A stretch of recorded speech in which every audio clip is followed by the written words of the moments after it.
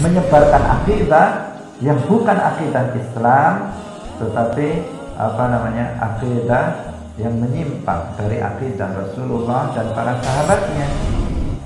Ada juga yang menyebarkan akidah qadariyah, ada juga yang mengajarkan akidah sesat yang lainnya sekarang merebak.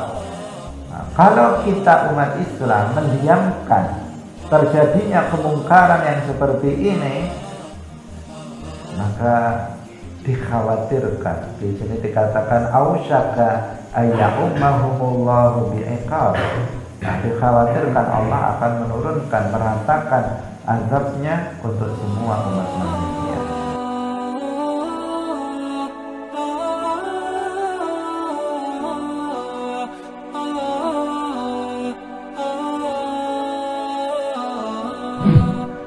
Assalamualaikum warahmatullahi wabarakatuh.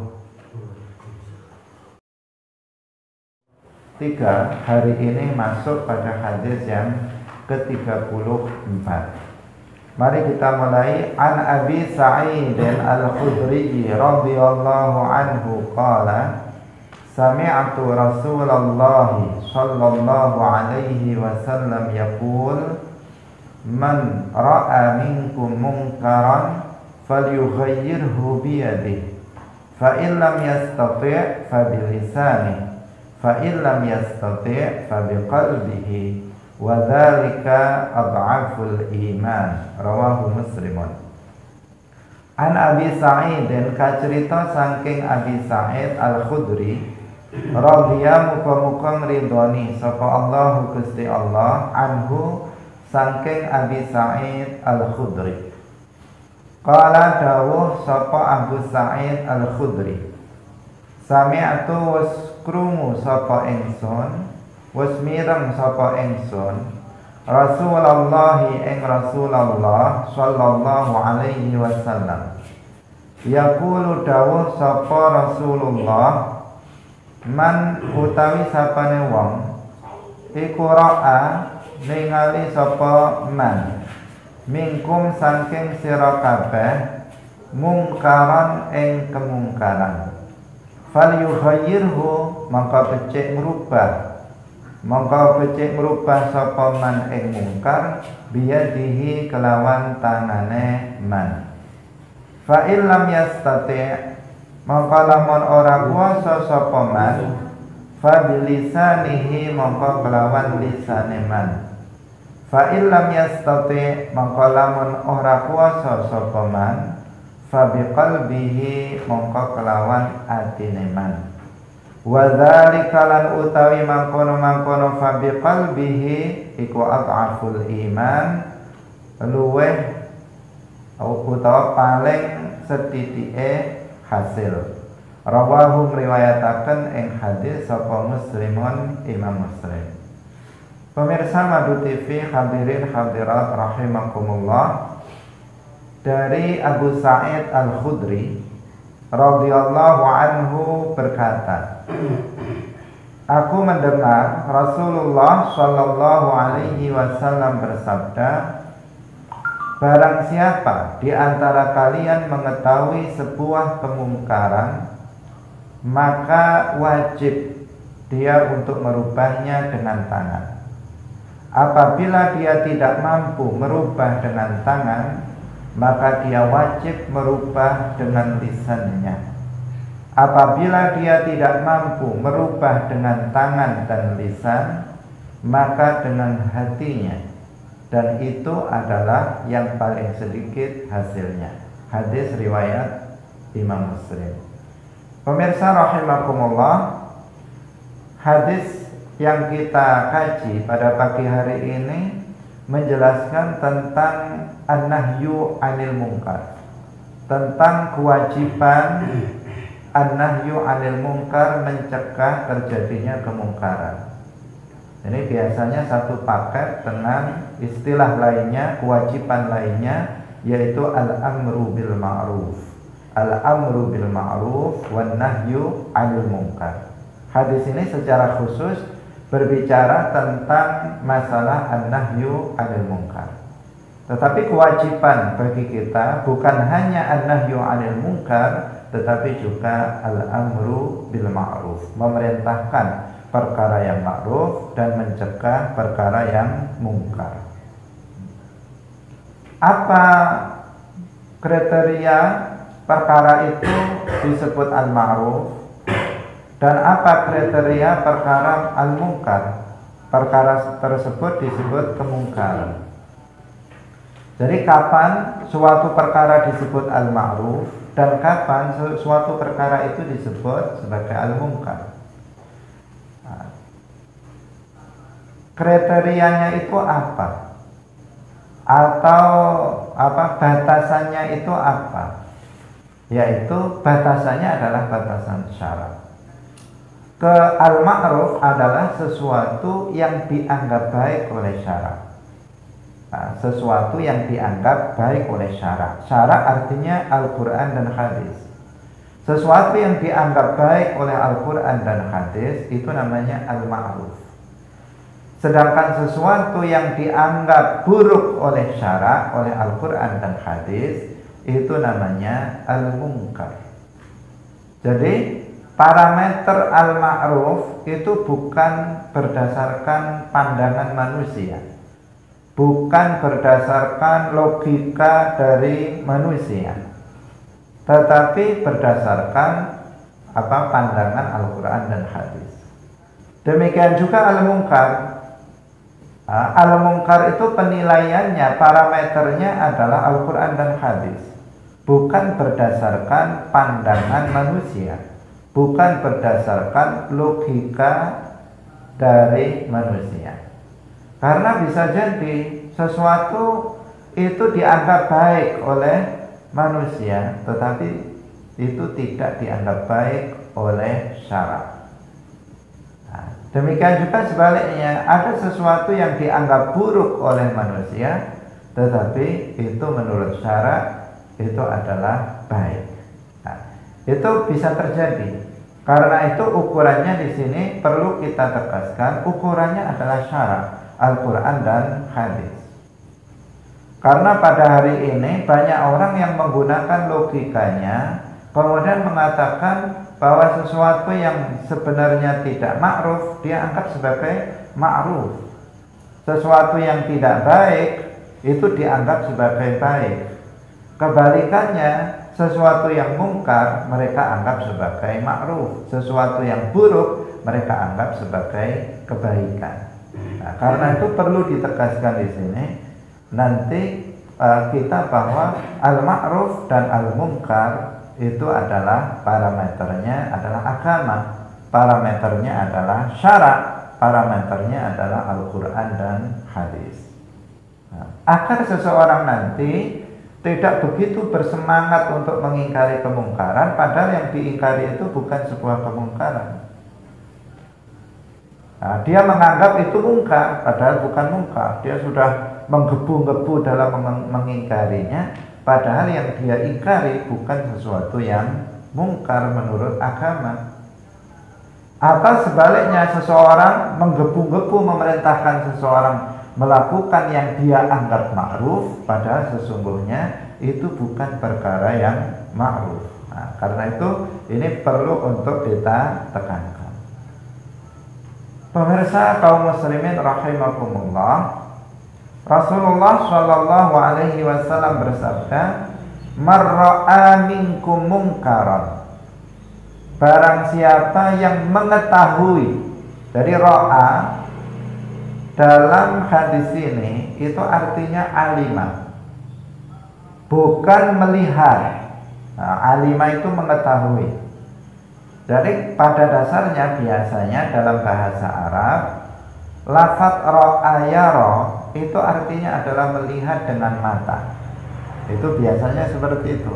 Misalnya ro'a itu Zaidan, artinya aku telah melihat Zaid dengan mata. Dalam bahasa Arab pada umumnya seperti itu. Tetapi terkadang kata ro'a dalam bahasa Arab itu memiliki makna alima. Seperti dalam hadis ini, Marra'a minkum mungkaran artinya man alima minkum mungkaran. Barang siapa yang mengetahui di antara kalian kemungkaran.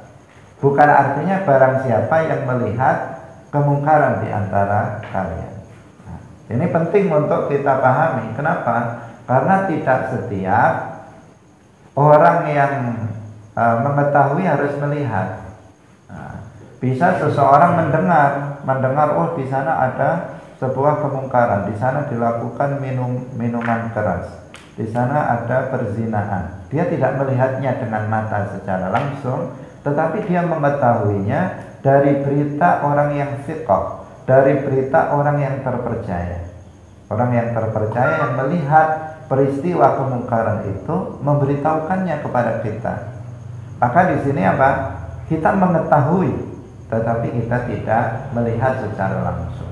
Nah, kewajiban an-nahyu 'anil munkar itu bagi orang yang mengetahui, bukan hanya terbatas bagi orang yang melihat. Jadi, kewajibannya bukan terbatas pada orang yang melihat saja dengan mata, tetapi juga bagi orang yang mengetahui terjadinya kemungkaran. Karena kalau melihat itu pasti mengetahui, tetapi orang yang mengetahui belum tentu dia melihat. Dan ini ada makna seperti ini, ro'a dengan arti alima itu ada dalam nas Al-Quran maupun hadis. Misalnya ayat alam taro kaifa fa'ala rabbuka bi ashabil fil. Alam taro itu kan berasal dari kata ro'a yara. Alam tara kaifa fa'ala rabbuka bi ashabil fil. Itu bukan artinya bukankah kamu melihat, tetapi bukankah kamu tahu wahai Muhammad. Karena khitabnya, arah pembicaraan dalam ayat tersebut itu ditujukan kepada Rasulullah. Sementara peristiwa datangnya tentara Abraha dari Yaman menuju ke Makkah, berusaha untuk menghancurkan Ka'bah dengan tujuan menghancurkan Ka'bah. Peristiwa itu terjadi pada tahun kelahiran Rasulullah. Jadi peristiwa itu terjadi, Rasulullah belum lahir. Setelah peristiwa itu baru lahir. Artinya apa? Artinya Rasulullah tidak melihat dengan mata peristiwa itu. Tapi semua orang, nggak ada orang yang nggak tahu pernah terjadinya peristiwa tersebut. Karena apa? Peristiwa tersebut itu diceritakan secara turun-temurun terjadinya oleh bangsa Arab ketika itu. Maka apa? Ketika itu Rasulullah mengetahui, tetapi Rasulullah tidak melihat secara langsung dengan mata peristiwa datangnya Abraha dengan tentara gajahnya itu. Tidak melihat secara langsung, tetapi Rasulullah mengetahui. Sehingga para ulama tafsir ketika menafsirkan ayat alam taro kaifa fa'ala rabbuka bi ashabil fil, mereka mengatakan alam taro ay alam ta'lam. Alam taro ay alam ta'lam. Bukankah kamu mengetahui kaifa fa'ala rabbuka bi ashabil fil, bagaimana Tuhan kamu melakukan terhadap tentara bergajah, apa yang Allah timpakan, azab yang Allah timpakan kepada tentara bergajah yang ingin menghancurkan Ka'bah ketika itu. Nah, jadi apa? Alam tara ay alam ta'lam. Dalam hadis ini juga demikian. Marra'a minkum mungkaran, artinya man alima minkum mungkaran. Barang siapa yang di antara kalian itu mengetahui terjadinya sebuah kemungkaran, falyughayyirhu biyadihi, maka hendaknya dia merubah kemungkaran itu dengan tangannya, dengan kekuasaannya. Apabila tidak mampu, maka dengan lisannya. Apabila tidak mampu, maka dengan hatinya.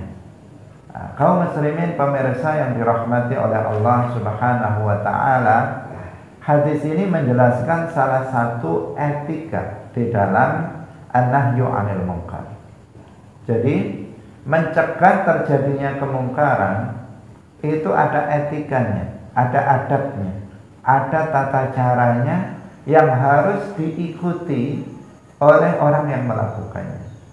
Jadi nahi mungkar, an-nahyu 'anil munkar, hukumnya wajib. Tetapi dia juga memiliki tata cara yang harus diperhatikan oleh seseorang dalam melakukannya.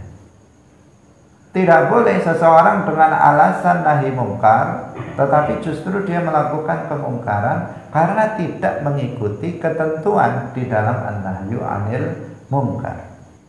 Nah, ini adalah satu di antaranya. Nah, ada nanti insya Allah akan kita jelaskan beberapa etika dalam an-nahyu 'anil munkar selain ini. Tetapi sekarang kita jelaskan yang pertama ini, yang terkait dengan hadis. Yaitu yang pertama, etika dalam an-nahyu munkar yang pertama yang sesuai dengan hadis ini adalah bahwa an-nahyu 'anil munkar itu harus berdasarkan kemampuan. Saya ulangi lagi. Etika yang pertama dalam an-nahyu 'anil munkar adalah bahwa dalam melakukan an-nahyu 'anil munkar harus disesuaikan dengan kemampuan. Saya ulangi lagi, harus berdasarkan dengan kemampuan. Tidak boleh seseorang kemudian memaksakan diri padahal dia tidak mampu melakukannya. Nah, kemampuan itu berdasarkan tahapan. Yang pertama adalah dengan tangan, biyadih. Nah, tangan ini bisa berarti tangan secara fisik. Nah, tangan secara fisik artinya dia memiliki kekuatan yang dengan kekuatan yang dia miliki maka orang menjadi takut dalam melakukan kemaksiatan. Maka dia harus mengingkarinya dengan tangan. Bukan berarti dia harus menamparnya, bukan berarti dia harus memukulnya. Tetapi karena dia memiliki kekuatan yang dikenal oleh orang-orang itu, misalnya para pelaku dosa, para pelaku maksiat itu mengetahui bahwa dia memiliki kekuatan yang luar biasa, dia memiliki ilmu silat yang luar biasa misalnya. Dia memiliki pukulan yang mematikan. Tangan kanannya kalau dipukul kuburan misalnya, tangan kirinya rumah sakit misalnya. Orang tahu dengan itu, maka kalau ada orang mabuk misalnya, dia datang itu buyar semua, ketakutan semua. Ada orang berjudi, dia datang, itu berlarian semua, takut sama dia. Maka di sini dia wajib melakukan apa? Dengan tangannya. Maka dia datang itu, dia beritahu, bubar, langsung semuanya bubar. Kalau nggak bubar, awas misalnya. Nah, itu namanya apa? An-nahyu 'anil munkar dengan kekuatan, dengan tangan. Nah, jika mampu, maka wajib dengan itu, nggak boleh dengan lisan. Kalau dia mampu dengan kekuatan, maka dia mengingkarinya dengan kekuatannya.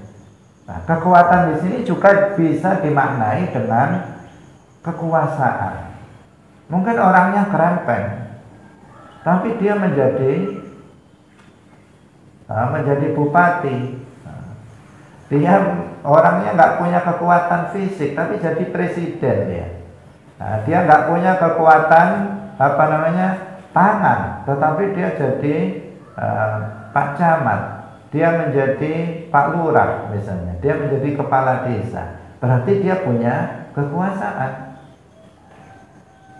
Nah, maka di sini kalau dia memiliki kekuasaan, wajib bagi dia untuk untuk melakukan nahi mungkar dengan kekuasaan yang dia miliki. Karena meskipun dia nggak punya kekuasaan, tapi orang takut karena apa? Karena dia di bawahnya punya anak buah, punya polisi, punya tentara misalnya. Apabila dia perintahkan, udah gitu, misalnya dia tanda tangan ini harus tutup, maka akan tutup. Suatu tempat kemaksiatan akan ditutup dengan kebijakan yang dia berikan. Ini maka wajib dia dengan nahi mungkar, dengan dengan kekuasaan yang dia miliki. Setiap orang itu memiliki kekuasaan berdasarkan berdasarkan wilayahnya masing-masing. Ada yang besar, ada yang kecil. Kalau Presiden Indonesia, maka berarti kekuasaannya meliputi seluruh negara. Dari Sabang sampai Merauke punya kekuasaan untuk membubarkan kemungkaran yang terjadi. Kalau dia misalnya gubernur Jawa Timur misalnya, maka dia memiliki kekuasaan satu provinsi. Kalau dia seorang bupati misalnya, maka dia memiliki kekuasaan satu kabupaten. Kalau dia camat, maka dia memiliki kekuasaan satu kecamatan. Kalau dia lurah, maka dia memiliki kekuasaan satu kelurahan, satu desa. Kalau dia itu Pak RT, maka dia memiliki kekuasaan satu RT itu. Kalau dia adalah kepala rumah tangga, maka dia memiliki kekuasaan di rumah tangga itu. Misalnya seorang laki-laki, dia memiliki kekuasaan di rumah tangga itu terhadap istri dan anak-anaknya. Maka dia berarti kalau nahi mungkar keluar, dia nggak bisa dengan kekuatannya, nggak mampu dia, karena dia nggak punya kekuasaan dan nggak memiliki kekuatan fisik misalnya. Tetapi kalau kepada istri dan anaknya dia mampu, maka dia wajib nahi mungkar dengan tangannya, dengan kekuasaannya di rumahnya. Misalnya ada istrinya misalnya melakukan maksiat, melakukan suatu perbuatan maksiat, maka dia bisa mendatanginya dengan dipegang tangannya, kemudian ditarik, diajak pulang ke rumah misalnya. Dia bisa melakukan itu. Misalnya anaknya melakukan maksiat, melakukan kemungkaran, maka kemudian dia menarik tangannya untuk meninggalkan tempat kemaksiatan itu. Maka ini berarti dia bisa, karena dia dalam kekuasaan dia. Istri dan anaknya itu dalam kekuasaan dia, maka dia wajib dalam skup yang kecil ini melakukan nahi mungkar dengan dengan tangannya. Jadi setiap orang memiliki kekuasaan, meskipun kekuasaannya berbeda-beda antara satu dengan yang lain. Yang satu kekuasaannya kecil, yang satu kekuasaannya besar. Maka setiap orang memiliki kewajiban untuk nahi mungkar pada sesuatu kemungkaran yang terjadi dalam kekuasaannya masing-masing, yang skupnya berbeda antara satu dengan yang lainnya. Kaum muslimin pemirsa yang dirahmati oleh Allah Subhanahu wa taala, kalau seorang bupati, maka berarti kekuasaannya satu kabupaten. Kalau dia mengetahui tidak harus melihat, dia mengetahui mendengar, di sana ada minum-minuman keras misalnya. Setiap malam terjadi di sana minum-minuman keras, maka dia wajib untuk mengingkarinya, untuk mencegah terjadinya. Misalnya dia dengan mengerahkan polisi, dengan mengerahkan Satpol PP misalnya, untuk kemudian membubarkannya, atau tanpa dengan banyak omong, langsung dia mengeluarkan sebuah peraturan, atau dia mengeluarkan sebuah peraturan daerah, keputusan, misalnya harus dibubarkan, ditutup dan seterusnya. Itu bisa dilakukan di daerah kekuasaannya. Jadi memiliki kekuasaan itu penting dalam rangka untuk al-amru bil ma'ruf wan nahyu 'anil munkar. Salah satu fungsinya itu adalah al-amru bil ma'ruf wan nahyu 'anil munkar. Karena kalau seseorang, ini dalam hadis yang lain itu disebutkan, Kalau seseorang itu dengan sengaja membiarkan terjadinya kemungkaran terjadi di daerahnya, maka ini membahayakan semua orang. Membahayakan semua orang. Yaitu apa? Allah Subhanahu wa taala itu akan menurunkan azab, menurunkan hukuman untuk semua orang. Jadi kalau di suatu daerah yang kecil atau daerah yang besar terjadi kemungkaran, kemudian tidak dilakukan ingkarul mungkar, nggak ada satupun yang mengingkari kemungkaran itu. Penguasanya diam, para ulama, para kiainya juga diam, misalnya. Tidak ada yang bicara, tidak ada yang berusaha untuk mencegah kemungkaran itu, baik dengan kekuasaan, baik dengan lisan atau dengan hati, tidak ada. Maka Allah Subhanahu wa taala akan menurunkan iqabnya. Dalam hadis disebutkan, innan nasa idza ra'au al-munkara falam yughayyiruhu ausyaka ayyummahumul iqab, atau ausyaka ayyummahumullahu bi'iqabin. Sesungguhnya manusia, jika mereka melihat kemungkaran kemudian mereka tidak mencegahnya, mereka melihat kemungkaran kemudian mereka tidak mencegah terjadinya kemungkaran itu, maka dikhawatirkan ausyaka ayyummahumullahu bi'iqab, dikhawatirkan Allah meratakan azab kepada semua. Karena itu salah satu muhasabah kita hari ini, kita ditimpa musibah. Bagi sebagian orang itu adalah bisa jadi itu adalah memang ujian dari Allah, dan bisa jadi pula itu adalah azab dari Allah Subhanahu wa taala akibat dari diamnya kita terhadap kemungkaran yang terjadi di daerah kita. Bisa jadi seperti itu. Jadi kita katakan bisa jadi karena itu. Kita tidak memastikan, tetapi bisa jadi terjadinya musibah yang menimpa seluruh manusia. Itu bisa jadi karena diamnya kita terhadap kemungkaran, berdasarkan hadis ini, innan nasa idza ra'au al-munkara falam yughayyiruhu ausyaka ayyummahumullahu bi'iqab. Dan kemungkaran yang paling besar itu, kemungkaran yang paling mungkar itu adalah kekufuran dan kesyirikan.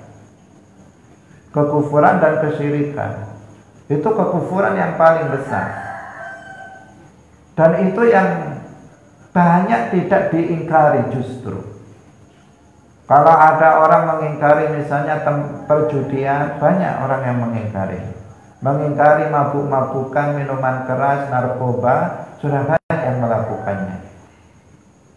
Kemudian mengingkari terjadinya perzinahan, sudah dilakukan, banyak yang dilakukan, meskipun ada juga yang tidak melakukannya.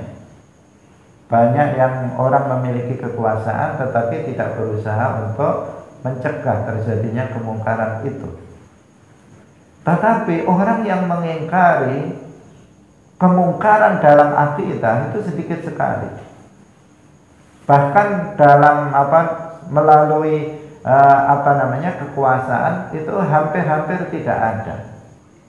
Sekarang ini banyak sekali aliran-aliran, paham-paham yang menyimpang, yang sesat dari Ahlus Sunnah wal Jamaah. Mereka mengajarkan akidah-akidah yang bertentangan dengan akidah Ahlus Sunnah wal Jamaah. Misalnya mengajarkan tasbih, menyerupakan Allah dengan makhluk. Mereka menyabarkan paham bahwa Allah itu bertempat di atas arsy, bertempat di atas langit. Allah itu seperti manusia, memiliki anggota badan. Ada sekarang kelompok yang mengajarkan akidah yang seperti ini. Ini adalah kemungkaran yang paling mungkar.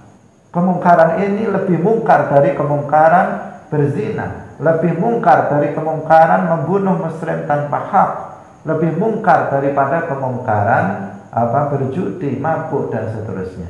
Kenapa? Karena ini adalah kemungkaran dalam akidah. Menyebarkan akidah yang bukan akidah Islam, tetapi akidah yang menyimpang dari akidah Rasulullah dan para sahabatnya. Ada juga yang menyebarkan akidah qadariyah. Ada juga yang mengajarkan akidah-akidah sesat yang lainnya sekarang merebak. Nah, kalau kita umat Islam mendiamkan terjadinya kemungkaran yang seperti ini, maka dikhawatirkan. Di sini dikatakan ausyaka ayyummahumullahu bi'iqab.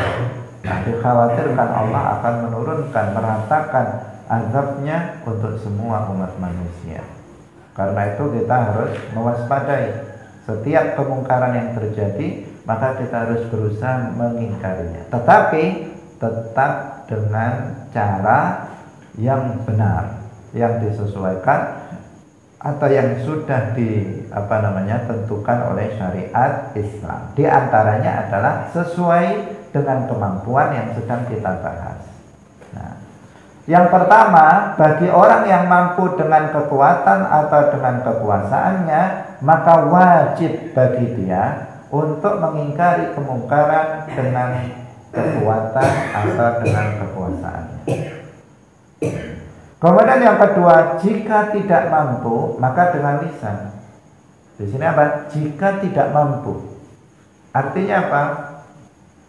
Artinya tidak boleh memilih. Seseorang tidak boleh memilih dalam mengingkari kemungkaran. Wah, ada orang memiliki kekuasaan. Dia dia menjadi seorang pejabat nomor 1 di daerah misalnya. Kemudian saya daripada risiko nanti nggak dipilih lagi, misalnya tahun depan waktu pemilihan, lebih baik saya pakai lisan saja, menghimbau, cuman menghimbau saja agar tidak melakukan kemaksiatan. Nggak boleh. Kalau dia mampu dengan tangan, maka harus dengan tangan, tidak boleh dengan lisan. Baru apabila dia tidak mampu dengan tangan, dengan kekuasaan, dengan kekuatan, maka baru yang kedua, baru pindah yang kedua, yaitu dengan lisan. Nah, hadis ini menunjukkan itu. Hadisnya mengatakan apa? Fa'illam yastati'. Apabila tidak mampu, maka baru fabilisanihi, maka baru dengan lisannya. Nah, sehingga ini menunjukkan apa? Ini bukan pilihan, harus berurut sesuai kemampuan. Mampu dengan kekuasaan, harus dengan kekuasaan, tidak dengan lisan. Nah, kalau tidak mampu dengan kekuatan, baru dengan lisan. Fabilisanihi. Bagaimana dengan lisan?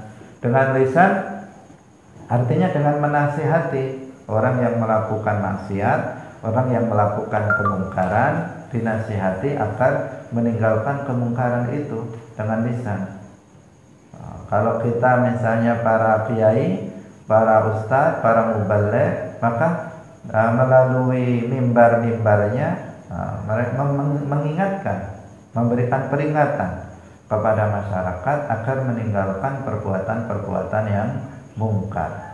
Atau misalnya secara langsung seseorang mendatangi orang yang melakukan kemungkaran, empat mata, dia memberikan nasihat kepadanya agar meninggalkan perbuatan yang mungkar. Itulah yang dengan lisan, mencegah kemungkaran dengan lisan, an-nahyu anil mungkar bil lisan. Kalau seseorang itu mampu dengan lisan, maka wajib dengan lisan, tidak boleh berpindah ke tahap yang ketiga, fa illam yastati' fa biqalbihi. Jadi tahapan yang ketiga, apabila tidak mampu dengan lisan, tidak dengan kekuatan tidak mampu, dengan lisan tidak mampu, fa biqalbihi. Baru yang ketiga dengan hatinya. Ini tahapan ketiga, dengan hati. Kalau mampu dengan lisan, nggak boleh kemudian dengan hati. Wah, saya enak pakai hati aja. Nah, tidak bisa seperti itu. Nah, tetapi ini adalah tahapan ketika seseorang sudah tidak mampu lagi melakukan an-nahyu 'anil munkar bil yad dengan tangan dan bil lisan dengan lisan, baru kemudian dengan hati. Bagaimana an-nahyu 'anil munkar bil qalb dengan hati? Yaitu dengan mengingkari, dengan membenci kemungkaran yang sedang terjadi di dalam hati. Jadi dalam hati itu dimunculkan rasa benci terhadap kemungkaran yang terjadi. Jadi kita mengetahui ada kemaksiatan, dalam hati kita muncul perasaan apa? Benci, nggak senang dengan kemungkaran yang sedang dilakukan. Nah, itulah namanya ingkarul mungkar dengan hati. Dan itu semua orang bisa melakukannya karena setiap orang memiliki hati. Nah, kalau seseorang itu sebaliknya, ketika dia mengetahui sebuah kemungkaran terjadi, hatinya gembira. Nah, hatinya gembira dengan kemungkaran yang terjadi. Nah, lihat temannya melakukan kemaksiatan, melakukan dosa, hatinya senang. Maka di sini dia justru akan jatuh kepada dosa.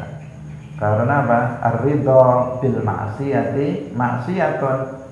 Ridho terhadap kemaksiatan, rela terjadinya kemaksiatan yang dilakukan oleh orang lain ataupun yang dilakukan oleh diri sendiri, itu adalah kemaksiatan juga.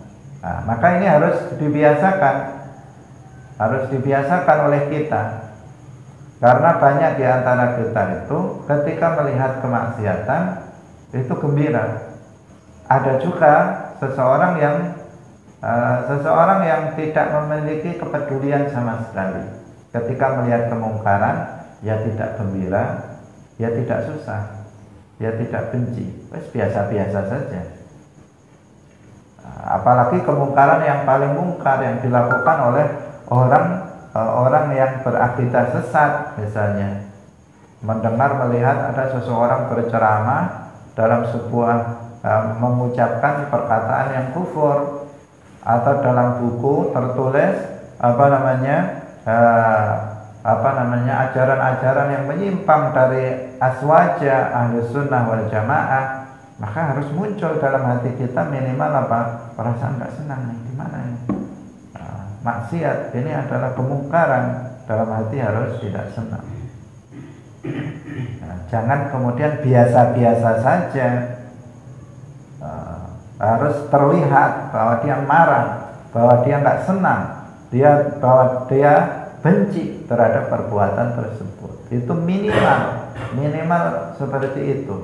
Ini makna dari hadis sabda Rasulullah, wa dzalika adhaful iman. Adhaful iman ini maknanya bukan bahwa itu adalah, bukan secara zahirnya bahwa itu adalah selemah-lemahnya iman. Ini pada umumnya diterjemahkan secara harfiah.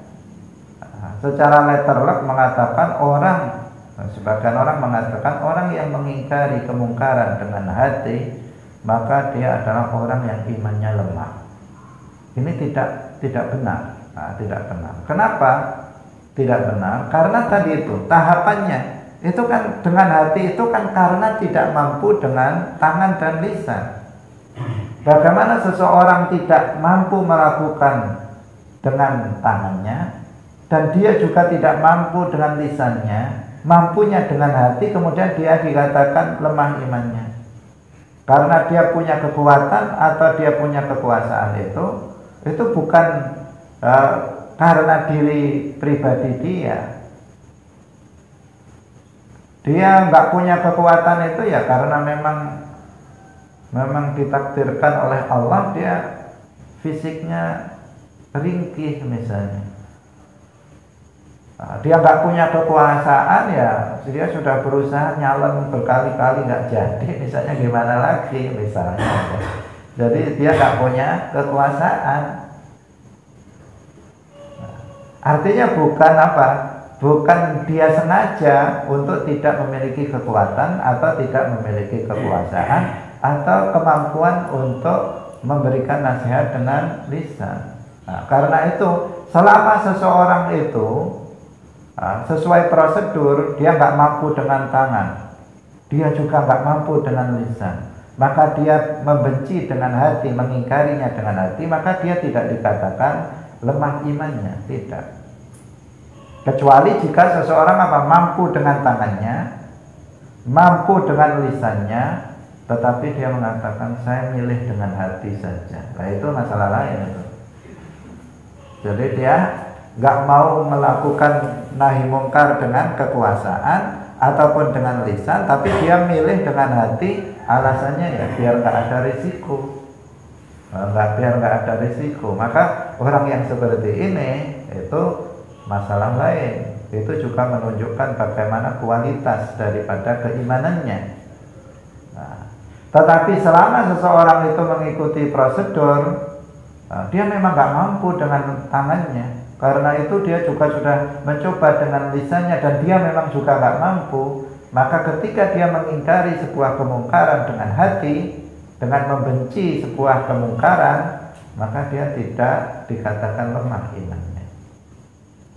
Tetapi para ulama di sini menafsirkannya dengan dua penafsiran.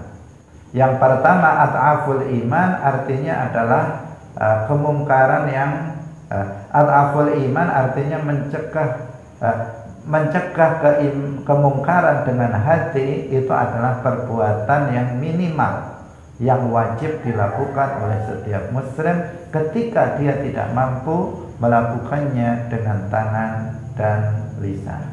Jadi at'aful iman itu adalah minimal yang wajib dilakukan oleh setiap muslim ketika mengetahui kemungkaran adalah mengingkari kemungkaran itu dengan hati. Yaitu mencegah kemungkaran, hal minimal yang dilakukan oleh seorang muslim, yang wajib dilakukan oleh seorang muslim dalam mengingkari kemungkaran ketika tidak mampu dengan tangan dan lisan adalah dengan hati. Sebagian ulama yang lain itu menjelaskan maknanya at'aful iman artinya adalah mencegah kemungkaran dengan hati adalah nahi mungkar yang hasilnya paling sedikit. At'aful iman artinya aqallu famaratan, yang buahnya hasilnya itu paling minimal, paling sedikit. Kalau seseorang itu mencegah kemungkaran dengan tangan, maka hasilnya nyata, langsung ketika itu langsung hilang kemungkaran yang terjadi. Kalau dengan tangan, kalau dengan lisan itu kalau dia memang didengar, maka dia bisa langsung hilang kemungkaran terjadi. Tetapi kalau cuma di dalam hati, orang yang melakukan maksiat pun nggak tahu apa yang kita ada dalam hati kita, maka di sini paling sedikit buahnya, paling sedikit hasilnya mengingkari kemungkaran dengan hati. Itulah makna dari at'aful iman. Jadi ada dua penjelasan dari para ulama tentang makna at'aful iman. Sebagian mengatakan at'aful iman artinya adalah hal minimal yang wajib dilakukan oleh setiap muslim dalam nahi mungkar adalah mengingkari dengan hati, membenci kemungkaran dengan hati.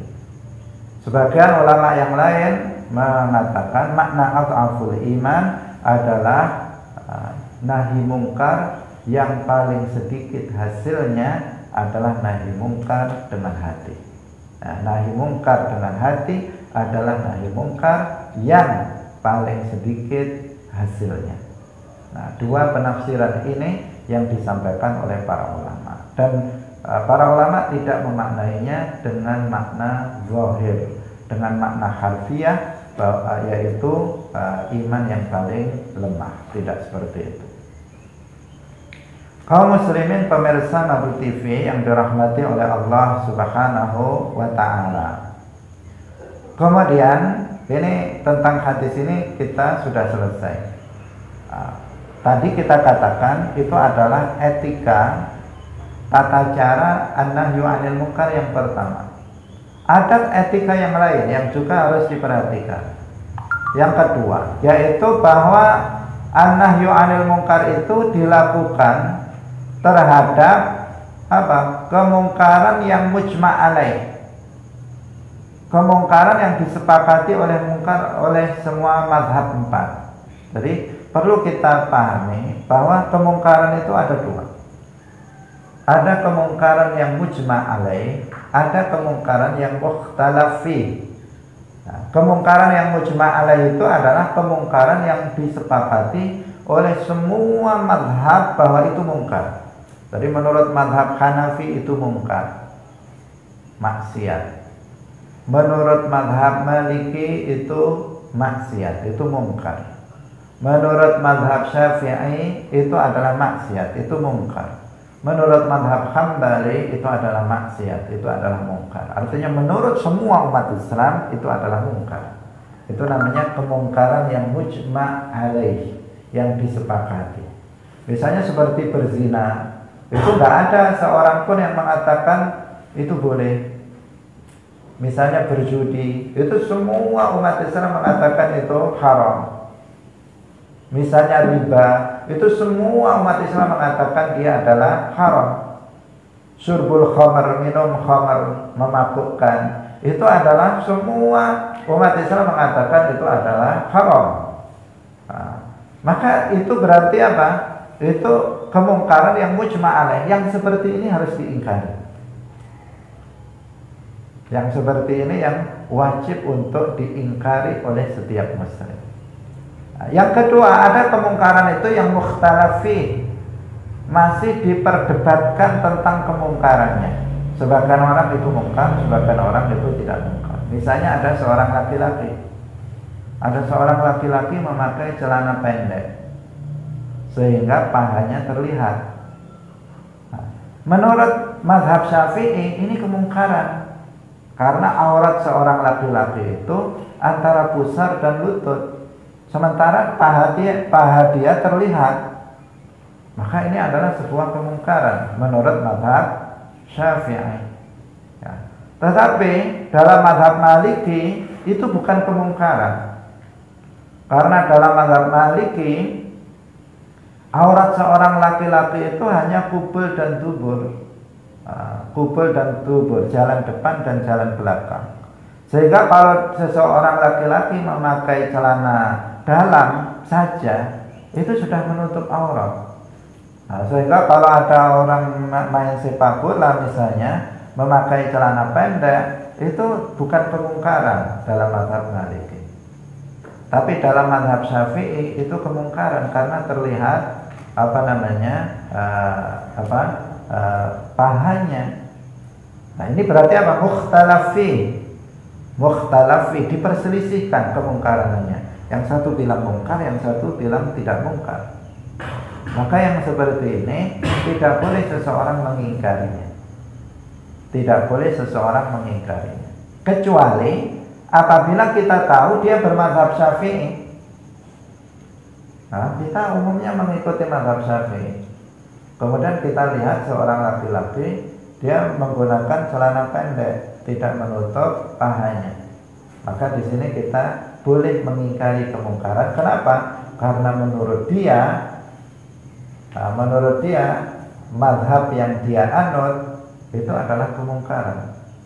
Tapi kalau kita tahu dia mengikuti, dalam hal ini dia mengikuti mazhab Maliki, maka kita tidak boleh mengingkarinya.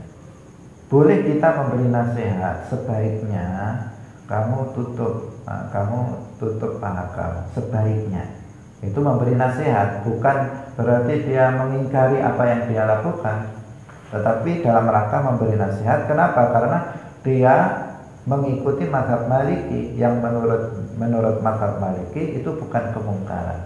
Nah, ini harus dibedakan antara kemungkaran yang mujma' alaih, yang disepakati, dan kemungkaran yang bukan mujma' alaih. Maka yang di sini etikanya kita melihat mana kemungkaran yang wajib kita ingkari, yaitu kemungkaran yang mujma' alaih, yang sudah disepakati oleh seluruh para ulama tentang tentang kemaksiatannya, tentang kemungkarannya. Nah, kemudian yang selanjutnya, yang ketiga berarti yang pertama tadi sesuai kemampuan, yang kedua kemungkaran yang wajib diingkari adalah kemungkaran yang mujma' alaih. Kemudian yang ketiga, tidak boleh menimbulkan kemungkaran yang lebih besar. Tidak boleh menimbulkan kemungkaran yang lebih besar. Karena kemungkaran itu bertingkat-tingkat. Dosa itu bertingkat-tingkat. Ada dosa yang tidak diampuni oleh Allah. Namanya apa? Dosa kufur atau syirik. Kufur syirik atau kufur ghairu syirik tidak diampuni oleh Allah. Innallaha la yaghfiru an yushraka bihi wa yaghfiru ma duna dzalika liman yasha. Dosa syirik itu dosa yang tidak diampuni oleh Allah. Ini dosa tertinggi. Tidak ada yang lebih tinggi dari itu. Nah, dosa kufur syirik atau kufur yang ghairu syirik. Baru setelah itu ada di bawahnya namanya dosa besar, al-kabair. Dosa besar itu seperti membunuh seorang muslim tanpa hak, seperti berzina, seperti minum khamar, seperti berjudi. Itu semuanya dosa besar. Dan dosa-dosa besar lainnya yang tadi sudah disepakati tentang dosa besar. Kemudian yang ketiga adalah dosa kecil. Nah, dosa kecil. Dosa kecil itu seperti berjabat tangan antara laki-laki dan perempuan ajnabiyah, bukan mahramnya, dia berjabat tangan tanpa hail, tanpa penghalang. Itu dosa kecil. Atau misalnya melihat aurat orang lain, itu dosa kecil. Atau misalnya mencuri satu biji rambutan tetangganya, misalnya, itu juga dosa kecil. Tetapi apa? Itu juga kemungkaran. Nah, itu kemungkaran. Nah, dalam mengingkari kemungkaran itu nggak boleh menimbulkan kemungkaran yang lebih besar. Misalnya ada seorang yang dia mencuri satu biji rambutan, kemudian dia beri nasihat, jangan mencuri lagi. Besoknya dia emosi, satu biji aja nggak boleh, besok saya ambil satu witnya, satu pohonnya semua saya ambil misalnya. Ini kan berarti apa? Ini gara-gara dinasihati, dia emosi, kemudian melakukan kemungkaran yang lebih besar. Karena mencuri satu biji dengan mencuri satu pohon itu beda. Nanti saya tebang pohonnya semuanya. Ini kan melakukan kemungkaran yang lebih besar. Nggak boleh seperti itu. Artinya apa? Itu berdasarkan sangkaan. Ini model orangnya kalau diberi nasihat bukan tambah mari, tetapi dia malah menjadi-jadi dalam berbuat maksiat. Semakin besar kemaksiatan yang dia lakukan, maka di sini jangan dilakukan kalau model orangnya seperti itu. Misalnya ada orang mabuk itu apa? Dosa besar. Tapi kalau kita beri nasihat, biasanya ini sudah kita mengetahui wataknya. Kalau diberi nasihat dia malah mencaci maki agama. Dia malah mengatakan, agama Islam agama apa? Kayak begini aja nggak boleh misalnya. Agama jelek misalnya. Agama kok dan seterusnya. Itu berarti mencaci maki agama. Mencaci maki agama Islam apa hukumnya? Kufur. Nah, ini dosa yang tertinggi. Ini dia melakukan dosa besar, tapi karena kita memberi nasihat kepada dia melakukan kekufuran. Ini nggak boleh. Kita kalau seperti ini lebih baik jangan mengingkarinya dengan lisan, udah dengan hati saja. Nah, itu harus kita perhatikan. Jangan sampai seseorang itu gara-gara kita melakukan an-nahyu 'anil munkar, kemudian dia justru berbuat kemaksiatan yang lebih besar. Nah, yang terakhir, ini karena waktunya sudah mau habis, langsung kita singkat. Yang terakhir yaitu dilakukan dengan akhlak dan tata cara yang baik. Nahi mungkar itu harus dilakukan dengan akhlak, dengan tata cara yang baik. Misalnya kalau ada kemungkaran berupa minum-minuman keras di suatu rumah, ada orang melakukan minum-minuman keras, pesta minuman keras di sana. Maka nggak boleh seseorang kemudian datang karena dia memiliki kekuatan, misalnya polisi karena memiliki kekuasaan, kemudian rumahnya dihancurkan, rumahnya dibakar, itu nggak boleh. Karena rumah nggak punya salah, dia apa salah dia? Kok dibakar? Bahkan botolnya pun dia nggak punya salah. Maka di sini caranya apa? Ya masuk langsung botolnya diambil, kemudian minumannya dibuang semuanya. Karena yang minuman keras ini yang haram. Kalau botolnya nanti disucikan, diisi dengan air putih atau air teh, nggak masalah. Sehingga jangan kemudian semuanya dibanting, semuanya dipecah, semuanya dirobohkan, dibakar, anarkis. Itu nggak boleh. Harus pakai akhlak, harus pakai adab, harus pakai etika, harus memakai tata cara yang baik.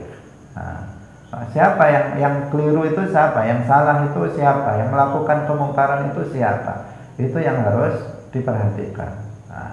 Karena sebagian orang berdalih mengikuti berdalih nahi mungkar, tetapi justru dia melakukan kemaksiatan. Pemirsa yang dirahmati oleh Allah, waktu telah habis, semoga bermanfaat bagi kita semuanya. Barakallahu fikum, wallahu muwaffiq ila aqwamit thoriq. Wassalamualaikum warahmatullahi wabarakatuh.